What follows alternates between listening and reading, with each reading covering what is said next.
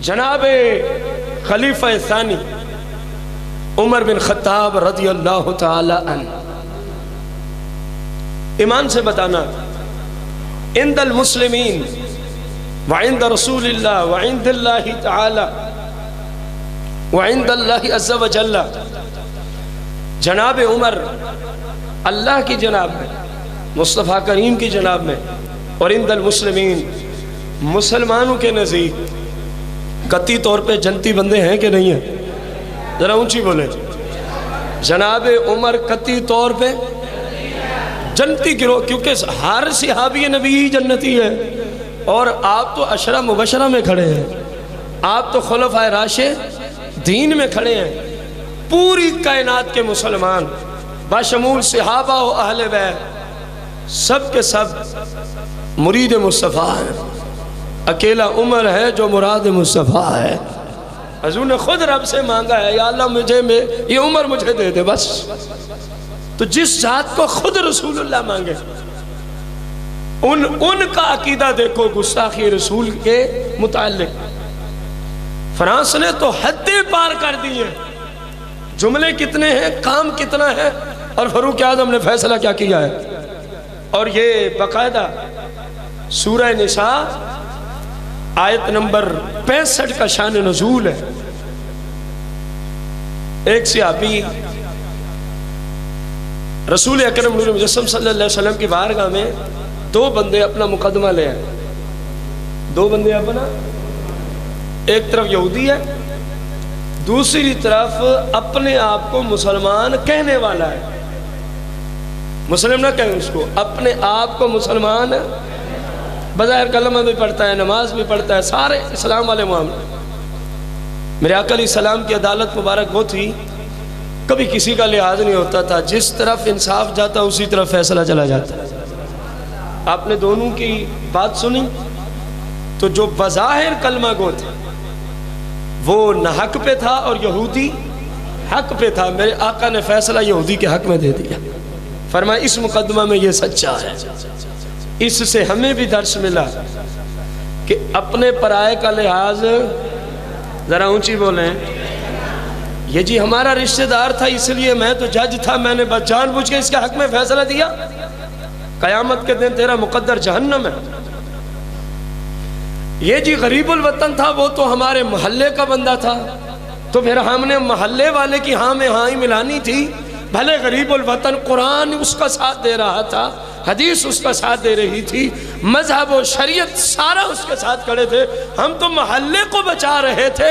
محلہ تیرے بچانے سے نہیں بچے گا، تو خود جہنم کا ایندھن بنے گا اگر تو نے ظلم کا ساتھ دیا، اگر تو نے ظلم کا ساتھ دیا۔ یاد رکھنا، میرے آقا نے کوئی رعایت نہیں کی کہ یہ تو کلمہ پڑھ رہا ہے اور وہ، فرمایا وہ بندہ حق میں ہے، باہر نکلے تو یہ جو بظاہر کلمہ گو تھا کہنے لگا یار مجھے لگتا ہے نا فیصلہ ہمارا ٹھیک نہیں ہوا۔ اب یہودی نے کہا یار تمہارے نبی نے فیصلہ کیا، کہہ رہے نہیں ابو بکر سے کرو، نہیں ابو بکر سے کرو۔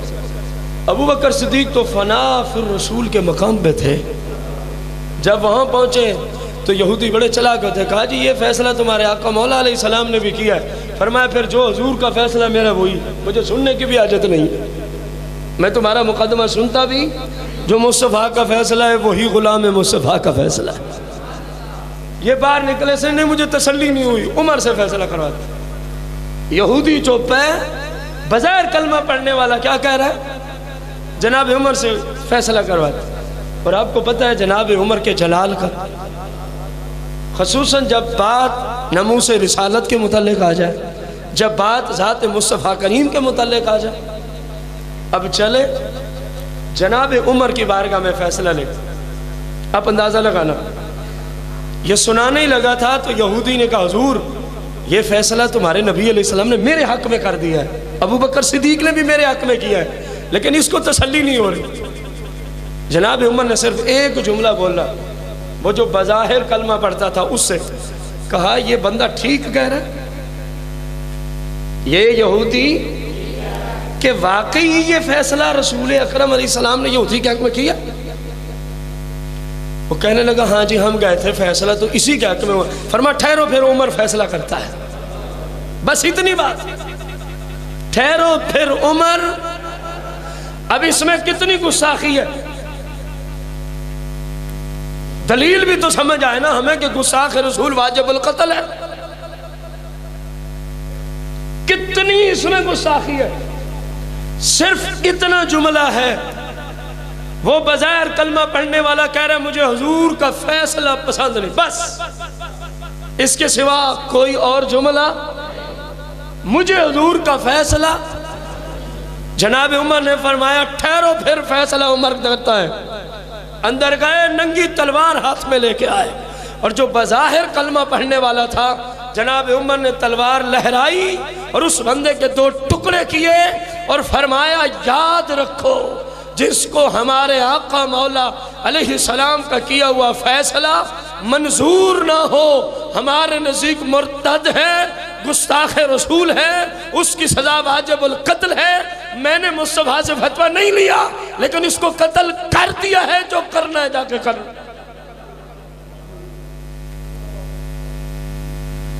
اتنی بات پہ کسی آقا معافی نہیں دیتے. آج ہمیں درس دیا جاتا ہے جی امن امن امن. کون سا امن رہ گیا ہے؟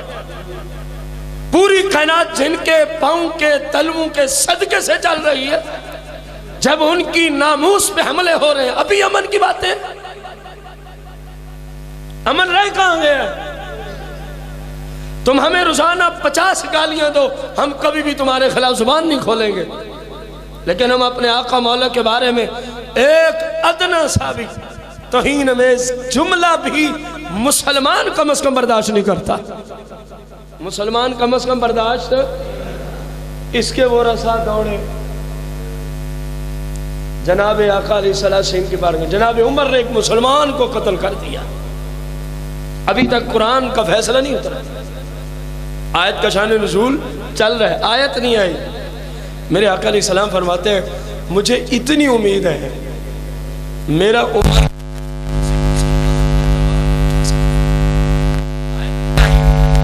جب مقدمہ لے کے پہنچے فرمایا مجھے اپنے عمر پہ اتنی.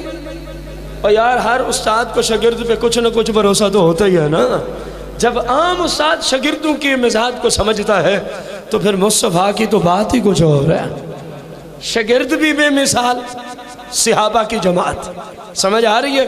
اور استاد تو پھر رب نے بنایا ہی بے مثال ہے نا. جن جیسا کوئی نبی نہیں اللہ نے پیدا فرمایا. یار سارے نبی مصطفیٰ کریم کے آپ کے تذکرے کرتے گئے اور یہ خواہش رکھتے گئے کاش کہ مصطفیٰ کی امتی ہونے کا شرف مل جائے. تو بخاری کے حوالے سے رب نے معراج کی رات ان سب نبیوں کی ایک خواہش بھی پوری فرما دی تھی. مسجد اقصیٰ تھی، مصطفیٰ آگے تھے، سارے نبی پیچھے کھڑے تھے. یہ صحیح بخاری میں بھی ہے، مسلم میں بھی ہے. آپ اندازہ لگائیں میرے آقا علیہ السلام تو اپنے شاگردوں کے مزاج کو جس طرح جانتے ہیں کوئی استاد اپنے شاگردوں کے مزاج کو جان سکتا ہی، کیونکہ کوئی استاد اس لیول کا آئے گا تو جانے گا نا. کوئی شاگرد اس لیول کا نہ شاگردوں جیسا قیامت تک کوئی آ سکتا ہے، نہ مصطفیٰ جیسا کوئی قیامت تک آ سکتا ہے. فرمایا میرا عمر کسی مسلمان پہ ہاتھ اٹھائے یہ ممکن نہیں. اتنی بات گزری، جناب جبریل نازل ہو گئے. جناب اللہ کا قرآن لے کے آیا ہوں. فلا وربک لا یؤمنون. اے حبیب اللہ فرما رہے سورہ نساء 65. غور کریں، اللہ فرما رہے فلا وربک. حبیب اللہ فرماتا ہے مجھے آپ کے رب کی قسم ہے. ویسے فرما دیتا مجھے اللہ کی قسم ہے، مجھے ذات کی قسم ہے، نہیں. فلا وربک، اے حبیب میں رب ہو کے آپ کے رب کی قسم اٹھاتا ہوں. آپ کے رب کی. لا یؤمنون، کوئی بندہ بھی اس وقت تک مسلمان حتی یحکموک فیما شجر بینہم، یہاں تک کہ اپنے مقدمات میں آپ کو حاکم تسلیم کریں اور جو آپ فیصلہ فرما دیں. ثم لا یجدوا فی انفسہم حرجا مما قضیت ویسلموا تسلیما. اے حبیب زبان سے جملے بولنا تو بڑے دور کی بات ہے. اللہ فرماتا ہے لا یجدوا فی انفسہم، آپ کے مبارک آرڈر اور فیصلے کے سامنے دل میں بھی ملال لے آنے کی اجازت نہیں ہے. جو آپ کا فیصلہ ہو دل و جان سے تسلیم کریں گے تو مسلمان، ورنہ مرتد. اے حبیب تیرے عمر نے ٹھیک ہی کیا ہے، بندے نے آپ کا حکم نہ مانا، مرتد ٹھہرا. اور گستاخ رسول کی سزا کیا تھی؟ سر تن سے جدا. کیا تھی؟ تو جناب عمر نے سر تن سے جدا کر دیا ہے. میرے آقا فرماتے ہیں اس کے قتل کو شریعت، قرآن، رب، رسول نے ضائع کر دیا، کیونکہ گستاخ رسول کے قتل کا کوئی معاوضہ نہیں ہوتا. اتنی بات پہ صحابہ، ابھی نہ قرآن آیا تھا نہ مصطفیٰ سے کیا لیا. آپ اندازہ لگائیں، رسول پاک اسی شہر میں رہتے ہیں، ایک ہی شہر ہے، ایک ہی زمانہ ہے، ایک ہی جگہ ہے، لیکن عمر نے وہاں جا کر پوچھ کر قتل کرنا. کہا یہ مزاج عشق رسول کے کام خلاف ہے. لیٹ ہو جائے گی گستاخ سانسیں لیتا رہے اور رسول پاک کے شاگرد بھی زندہ ہوں. کہا یہ نہیں ہو سکتا، یا شاگرد نہیں رہیں گے یا گستاخ ختم کریں گے. تو جناب عمر نے اتنی مہلت دیے بغیر اس گستاخ کا سر. اتنا جملہ کہ مجھے فیصلہ منظور نہیں، اور فرانس کی اتنی بڑی گستاخی.